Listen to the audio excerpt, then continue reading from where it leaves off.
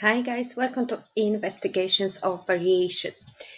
In our previous video we were looking at this part of specification, and now we will be looking at the variation between a species which involve collecting data and calculations and interpretations of the values. So let's get started. A few definitions before we start. So we've got interspecific variation. So this is variation between different species, and intraspecific variation between members of the same species. So more about this you will learn in your second year in section 7. So let's get started making measurements. We need to remember that we need to follow random sampling, and taking measurements of selected individuals from the populations will be obviously investigated. A sample must be representative. Measurements might not be representative because sampling bias and pure chance, so they are not representative. So how to avoid bias? Obviously, we need to use the random sampling. So here we've got the method how to do it. So you need to divide the area into a grid of numbered lines, for example, by stretching two long tape measurements into X and Y axis. So it will look like this. Right, using random numbers from a table or generated by a computer calculator, obtain series of coordinates. So for example, 1, okay, 5, this is the location, and when you put your quadrants, and take samples at the specific, obviously, pairs that we've shown here on the graph at the specific coordinates. So that's the random sampling. And minimizing the effects of bias, we should use the large sample size because we will have more individuals and smaller probability that chance will influence the result. So greater the sample size, more reliable data, and analysis of the data collected if chance play a part. So you need to be able to compare, and we've got a past paper question to look at this, any of the data to the p-value, which is 5%. So really quick idea of what we will be looking. So let's just do a quick chart. Okay, so imagine this is your p-value. Okay, this is the percentage up to 100 and up to then 0.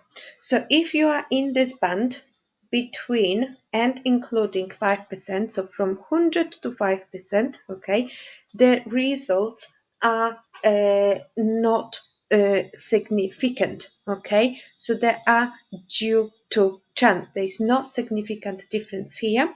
But anything lower than 5%, so aiming towards 0, okay, there is a significant difference in those values, and there is less than 5% chance that the results are due to chance. So obviously they are not due to chance, they are due to other factors than a chance.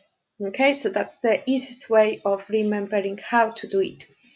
So we've got the question here, and you need to describe how he should collect and process data from those seeds to investigate whether there is a whether there is a difference in seed size between those two populations of trees.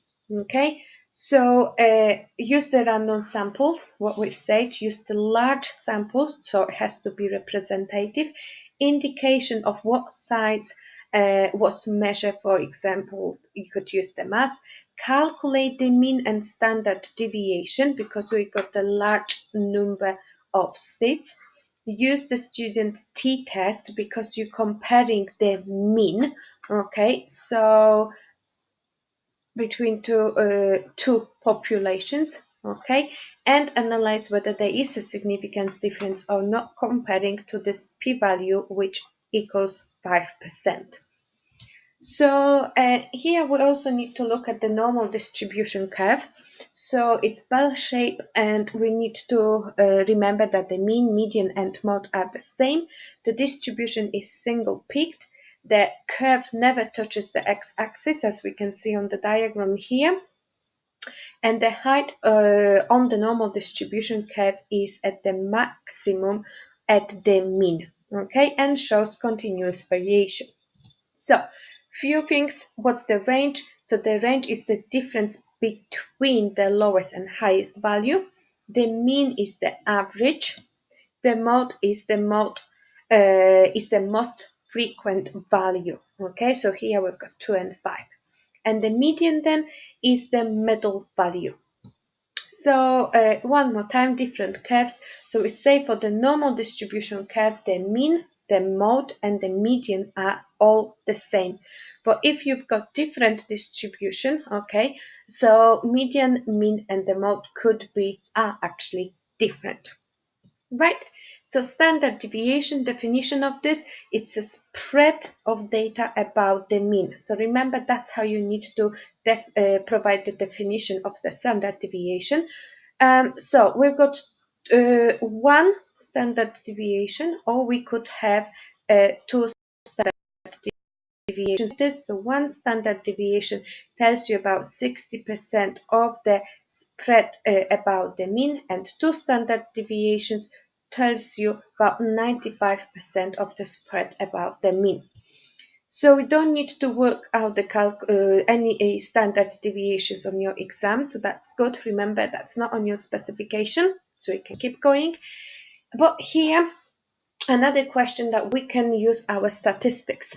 Okay, so the p-value were obtained shown in the table. So as you can see here, all of those, okay, values, that one, that one, that one, that one, and that one, okay, will be lower than the 5%, but that is higher than the 5%, so that one is different. So explain what the results shows here. So they say that for this species here, the difference in distribution is probably due to chance. That's correct, because what we say, anything above the 5%, there is no significant difference, so they are due to chance. But for all of those species, which we highlighted with that circle, there is a significant difference, so the distribution is unlikely to be due to chance. And this is because the values given in the table are much lower than 5%. Okay, so describe how you would have collected the samples in order to ensure they were representative of the habitats being investigated and could be compared with each others.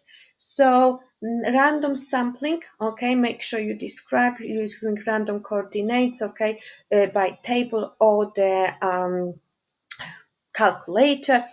Other factors here we need to include, like size, okay, quadrats of the same size, okay, collect each sample for all the same time, okay, so all the same answers are coming up all the time.